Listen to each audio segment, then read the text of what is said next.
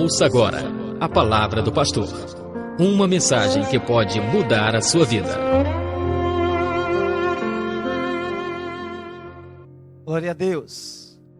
Louvado seja o nome do nosso Deus, sobre todo o Israel de Deus, espalhado sobre toda a face da terra. Nós glorificamos ao Senhor em tudo que fazemos, em tudo que temos. Precisamos glorificar ao nosso Deus. Existe coisa na vida da gente, irmãos, que a gente não esquece.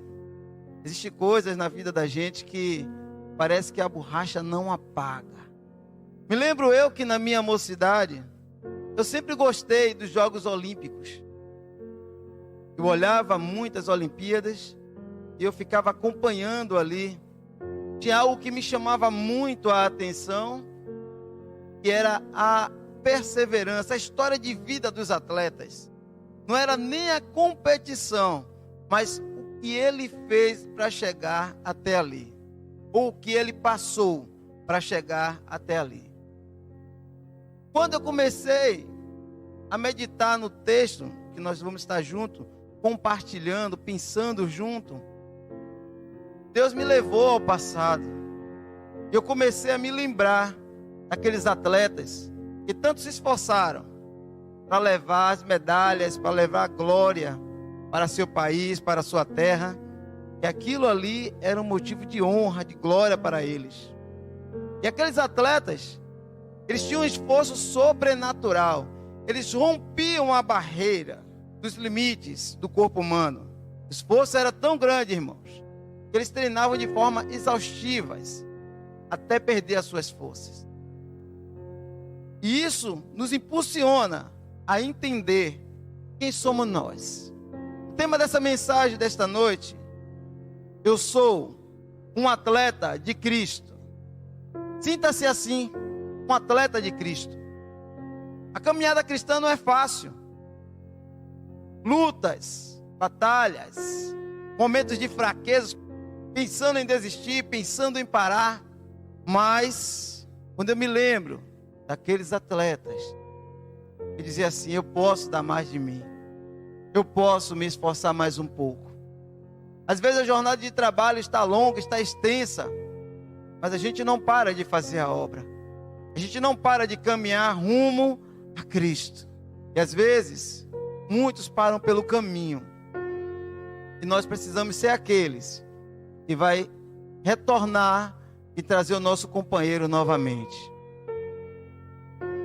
Quando o atleta sagrava-se campeão olímpico, ele celebrava a vitória em 2 momentos. Logo depois da prova, os espectadores arremessavam flores, amarravam fitas vermelhas na cabeça e nas mãos do vencedor, enquanto o árbitro lhe entregava um ramo de palma e uma coroa de louros, pinhos ou ramos de oliveira. Além disso, no 5º dia das Olimpíadas da antiga Grécia, a celebração reunia todos os campeões no templo de Zeus, mas sem a presença do público.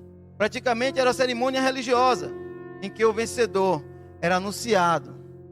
Depois tinha a cabeça ungida pelo óleo sagrado. Olha quanta disciplina para acontecer algo nessa magnitude, que são as Olimpíadas. Quantos aqui gostam de ver aqueles Jogos Olímpicos, as aberturas lindas? E a gente olha aquela coisa linda, aquele espetáculo. Mas existem histórias por trás daquilo ali. Histórias de sofrimento, histórias de dores, de lutas, de muito suor, lágrimas. Eu quero dizer para vocês que a cada vez que a gente ouve essas histórias, nós pensamos que a nossa história é diferente. Isso não acontece comigo. Isso acontece com ele, eu não sou atleta. Eu não faço nem física, nem um baba eu jogo mais. É um processo. Mas a nossa vida é um reflexo disso aí, irmão. A nossa vida cristã precisa ser um reflexo de perseverança, de persistência, de confiança. Nós precisamos romper as barreiras. Nós precisamos mudar a história, para que essa geração que vem chegando entenda que foi deixado para eles um legado. uma história, como esses homens deixaram, para seus filhos, para seus compatriotas. Eu quero iniciar nessa noite, convidando a amada igreja para ler comigo a carta aos Coríntios. 1 Coríntios, capítulo 9, a partir do verso de número 15. Contudo, nunca usei nenhum desses direitos. Não escrevo isso para sugerir que desejo agora começar a fazê-lo. De fato que prefiro morrer a perder o privilégio de me orgulhar, de pregar sem cobrar nada. E no entanto, não posso me orgulhar de anunciar as boas novas, pois sou impelido por Deus a fazê-lo.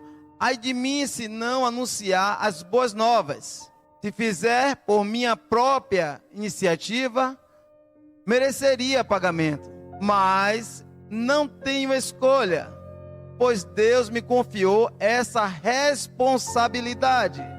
Qual é, então, a minha recompensa? É a oportunidade de anunciar as boas novas, sem cobrar nada de ninguém, de modo não desfrutar dos direitos que tenho por anunciar as boas novas. Embora eu seja um homem livre, fiz-me escravo de todos para levar muitos a Cristo. Quando estive com os judeus, vivi como judeu, para levá-los a Cristo. Quando estive com os que seguem a lei judaica, vivi debaixo da lei. Embora não esteja sujeito à lei, agi deste modo para levar a Cristo aqueles que estão debaixo da lei. Quando estou com os cristãos que não seguem a lei judaica, também vivo de modo independente da lei, para levá-los a Cristo. Não ignoro, porém, a lei de Deus, pois obedeço à lei de Cristo. Quando estou com os fracos, também me torno fraco, pois quero levar os fracos a Cristo. Sim, tendo que encontrar algum ponto, algo em comum com todos, fazendo todo o possível para salvar alguns. Faço tudo isso para espalhar as boas novas e participar de suas bênçãos. Vocês não sabem que numa corrida todos competem, mas apenas um ganha o prêmio. Portanto, corram para vencer. O atleta precisa ser disciplinado sobre todos os aspectos. Ele se esforça para ganhar um prêmio perecível. Nós, porém, o fazemos para ganhar um prêmio eterno. Por isso, não corro sem objetivo, nem luto como quem dá golpes no ar. Disciplino meu corpo como um atleta, treinando para fazer o que deve, de modo que, depois de ter pregado a outros, eu mesmo não seja desqualificado. Louvado seja Deus pela tua palavra. Vocês viram, através desse texto, o quanto nós parecemos com esses atletas olímpicos? O apóstolo Paulo se coloca numa condição de dizer: olha, eu sou um atleta cristão, eu corro em busca daquilo que me foi imposto. Eu não quero méritos financeiros, eu não quero honra de homem, eu não quero uma coroa corruptível, mas eu quero algo eterno. A igreja precisa lembrar que o nosso objetivo aqui não são as coisas terrenas, elas nos serão acrescentadas, queridos.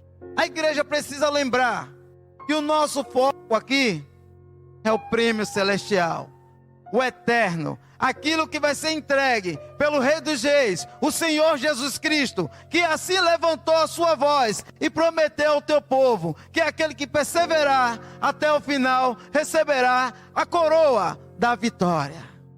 Esse precisa ser o meu e o seu objetivo, esse precisa ser o meu e o seu propósito. Você precisa lembrar do seu propósito. Você precisa entender que o primeiro ponto que o apóstolo Paulo toca é na disciplina. Ele fala das propostas que vieram até ele. O inimigo é sagaz, irmãos. Ele vai colocar coisas para desviar o teu olhar, para desviar o teu foco. Você já se perguntou por que não desistir? Ou por que você parou? Tem gente que está na caminhada e diz assim: rapaz, tá duro, mas eu não desisto. Eu não vou ficar parado. Mas tem outros que no primeiro sinal de tontura, aí acho que é melhor parar, porque senão eu vou cair. E aí senta, e ali fica. O atleta de Cristo precisa ter um diferencial na proposta que ali é feita. Nós não estamos atrás daquela coroa de louros, irmãos, que você vai botar lá, com o tempo as folhas vão secar e vai murchar. Nós não estamos atrás daquela medalha de ouro que o camarada morde ali, mas no dia que aperta ele vende. Nós não estamos atrás das palmas dos homens, dos cortejos, dos lampejos das pessoas, dos abraços. Nós estamos atrás do grande encontro com o nosso Senhor. A igreja precisa ter isso como propósito, como foco.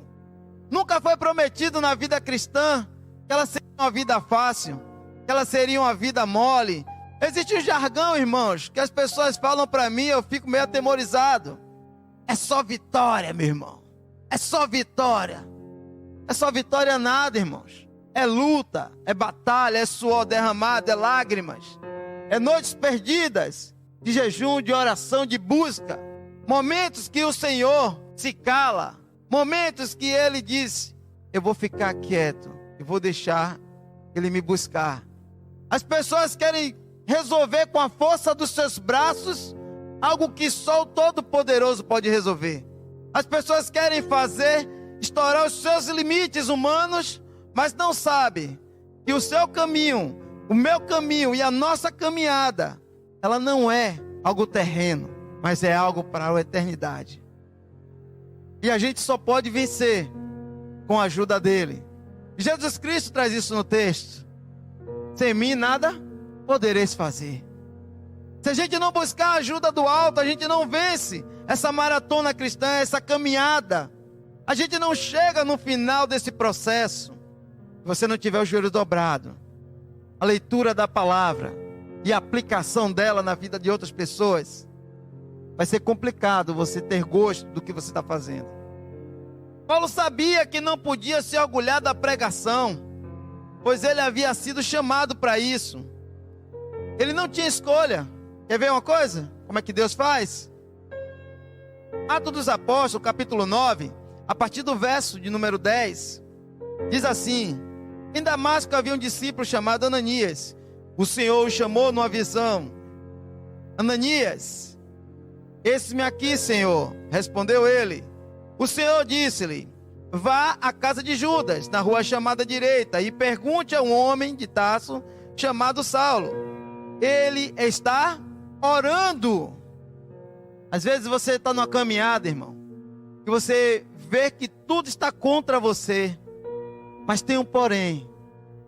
Nós temos um Deus que sonda os corações, um Deus que conhece o nosso interior, um Deus que conhece o atleta que sou eu e que é você, um Deus que sabe dos seus dons, dos meus, um Deus que conhece a nossa intimidade. É o mesmo Deus que analisou Paulo nesse momento no texto. Deus sondou Paulo, entendeu que tinha algo bom, o propósito dele estava errado. Aí Deus colocou o propósito bom no coração de Paulo e chamou ele para o time. Ele se tornou o treinador direto de Paulo. Jesus se apresenta a ele e diz: agora o treinador sou eu, Paulo. Eu vou lhe dizer qual é a instrução. Siga, é por aqui. Você lembra quando o Senhor te chamou, querido?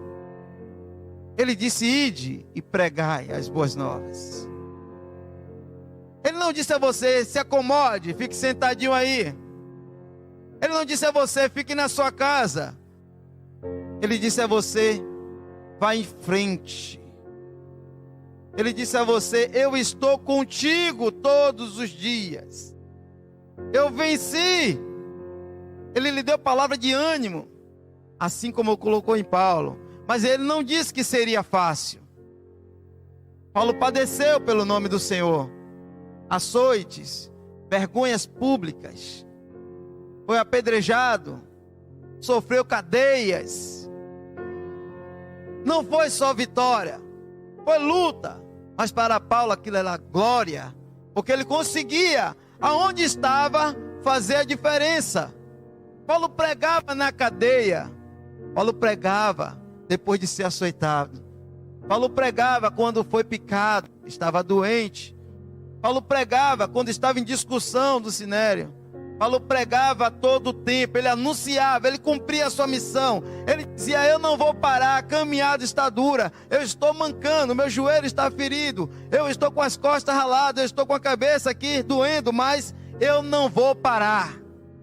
Igreja do Senhor, não é tempo de parar, é tempo de se levantar e pregar a palavra do seu Deus. Quantas pessoas estão pranteando, mas eu e você, o que estamos fazendo nesse momento? Será que estamos sentados tomando aquela aguinha de coco para refrescar, para voltar novamente a correr? Não foi para isso que fomos chamados. Nós bebemos da água da vida, aquela que nos sustenta até a eternidade. Jesus Cristo, o justo. Nós não podemos esquecer que o apóstolo Paulo, ele faz algo assim, que é algo diferente. Nós hoje estamos no tempo do capitalismo, onde as pessoas querem algo para fazer alguma coisa. E se você sobe aqui para adorar em busca de algo, está perdendo o seu tempo. Se você fica na portaria esperando algo, está perdendo o seu tempo. Devemos servir ao Senhor com o nosso melhor, de coração, limpo, puro. O templo deve estar esvaziado das coisas terrenas, querido. E você subir aqui e dizer assim: olha, meu Deus, durante a semana eu corri, eu trabalhei muito, suei minha camisa, mas eu estou aqui hoje para entregar aquilo que tem. E eu não falo de fidelidade somente financeira, querido, mas eu falo da sua entrega. Se você toca, faça o melhor. Se você prega, pregue da melhor forma. Se você está na porta, se você é um servente, seja lá quem for você, querido, na casa do seu pai, faça o melhor. E é aquilo que aqueles atletas faziam para a minha pátria, o meu melhor. Eles estouravam os seus limites para que a pátria dele recebesse a glória. E nós devemos estourar os nossos limites para que Jesus Cristo seja glorificado e a palavra de Deus seja anunciada. É para isso que nós fomos chamados.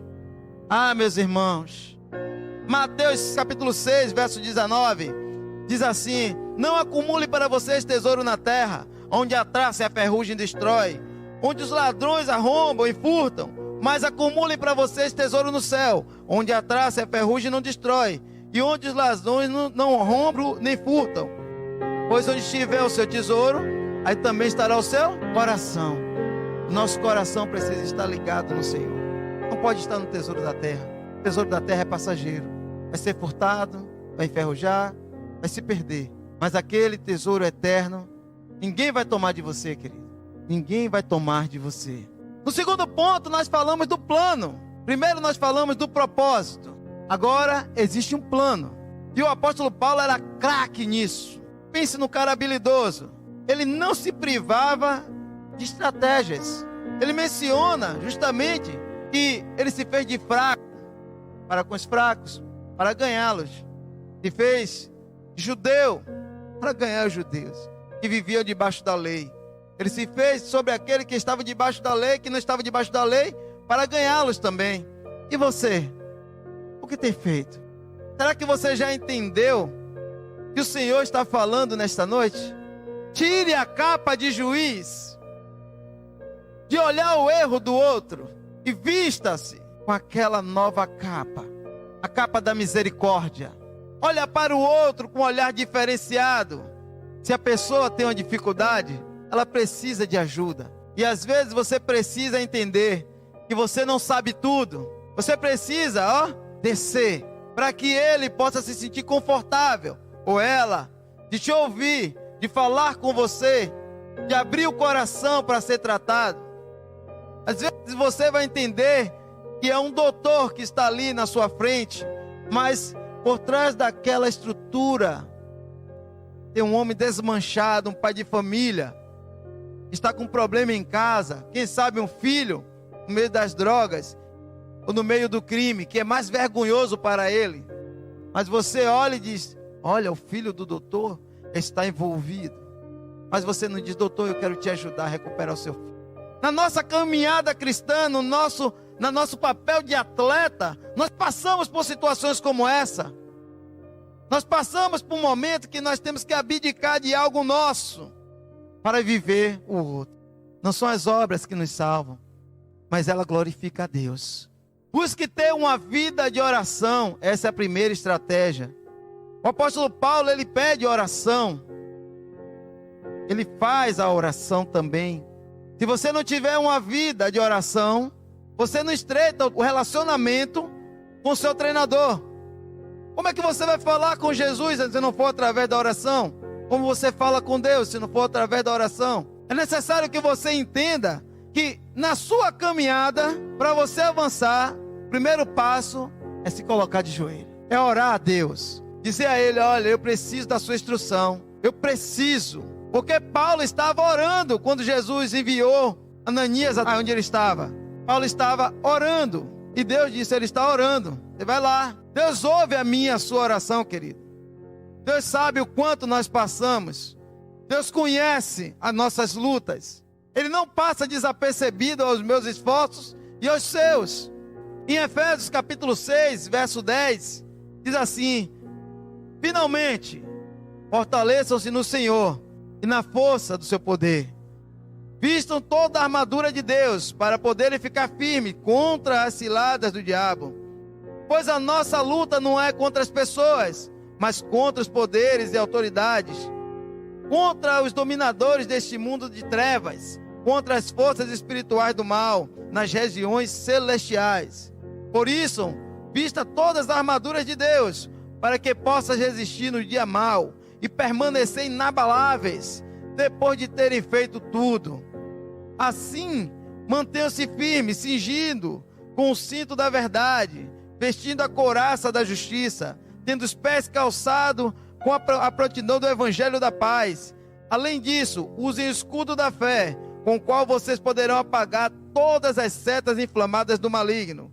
Usem o capacete da salvação e a espada do Espírito, que é a palavra de Deus. Mas aí vem Paulo chamando nossa atenção mais uma vez.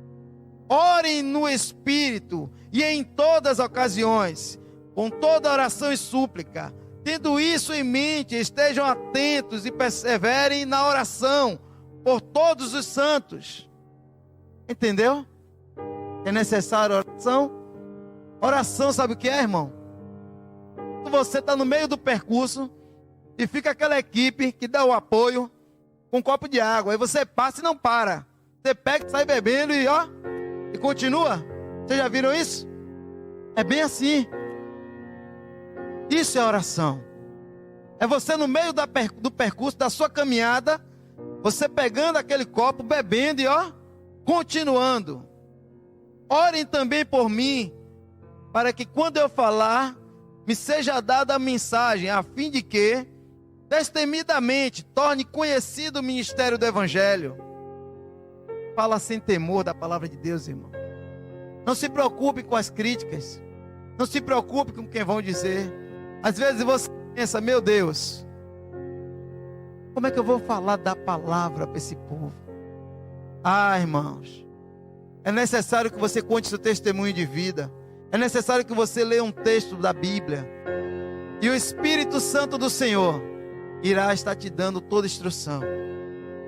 Mas Paulo continua: pelo qual sou embaixador, preso em correntes. Orem para que, permanecendo nele, eu fale com coragem, como me cumpre fazer. Paulo não esquece, ele tem um plano, ele tem um propósito, e a todo momento ele chama a gente a atenção: olha, tem um propósito, é necessário uma estratégia, é o plano. E Paulo não para por aí. Ele diz: olha, além do propósito, da estratégia, do plano, o meu olhar e o seu precisa estar no prêmio. É o prêmio, irmãos, que funciona qualquer atleta. Segundo ponto, aplique-se na meditação da palavra de Deus. Josué 1:8, ele diz: não deixe de falar as palavras desse livro, dessa lei. Fale do amor de Deus, irmãos. através do sacrifício de seu Filho Jesus Cristo. Como esse amor transformou a mim e a você. A vida do atleta é uma vida de testemunhos, é uma vida de notícias. Em algum momento eu estou muito bem, em outro momento eu estou cansado, em outro momento eu me sinto abatido, mas eu não parei de correr. Então você precisa contar isso, porque quando as pessoas ouvirem da onde o Senhor lhe tirou, como fez com Saulo, como o Senhor te chamou, mas como você está agora pela graça dele, essas pessoas vão dizer: eu quero esse Deus para mim. Eu já ouvi isso várias vezes, irmão. Pessoas que não queriam nem saber de Jesus, nem tampouco falar com crente. Mas quando você abre a boca e testemunha, o Espírito Santo de Deus testifica, porque é Ele que convence o homem do pecado, da justiça e do juízo. É Ele que muda a minha e a sua história. É Ele que traz essas pessoas acareando para dentro da casa do Senhor. Não pense que é minha sabedoria humana.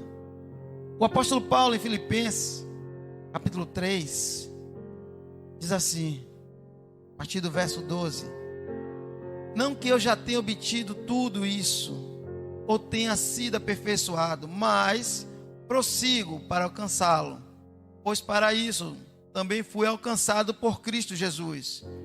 Irmãos, não penso que eu mesmo já tenha alcançado, mas uma coisa faço, esquecendo-me das coisas que ficaram para trás e avançando para as coisas que estão adiante, prossigo para o alvo, a fim de ganhar o prêmio do chamado celestial, Deus em Cristo Jesus.